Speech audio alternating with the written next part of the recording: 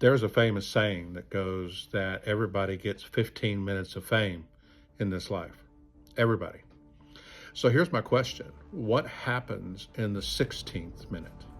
What happens when the lights fade? What happens when nobody is cheering for us anymore and the confetti has fallen to the ground and the all the lights have dimmed and everybody's gone? What happens then? You see, the problem is when we define ourselves by way of achievement or if goals become so consuming that we forget who we are, we can get lost in that and we cannot see the value that we're having along the way. You know, there have been people who have died, who have taken their own life because they could simply not see it. They could not see the importance of their very existence on this planet. They couldn't see that the impact they were making on a daily basis that had nothing to do with the goal necessarily, had nothing to do with the world knowing who they are, but because they helped one person here and one person there, the difference was phenomenal. It doesn't mean that goals aren't important. It doesn't mean that we shouldn't strive for achievement.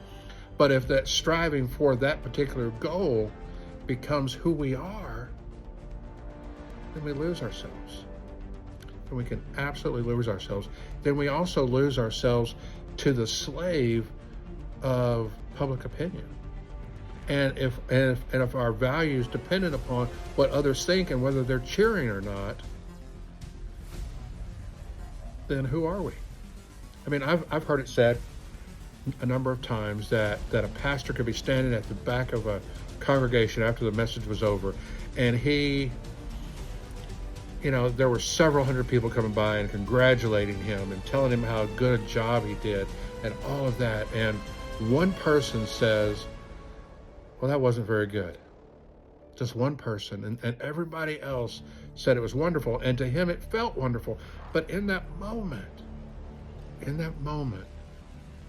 all he could hear was the complaint of that one person. That's all he could hear. And that's all he could see, because a lot of times we all get wrapped up in what we have just completed or achieved. And then somebody complains, and then somebody says it wasn't as good as we thought it was, or something else. And if we allow it to define us, then we have then essentially handed over control of how we see ourselves to someone else, to public opinion, to the naysayer, the one that is negative about everything. And we all know those people.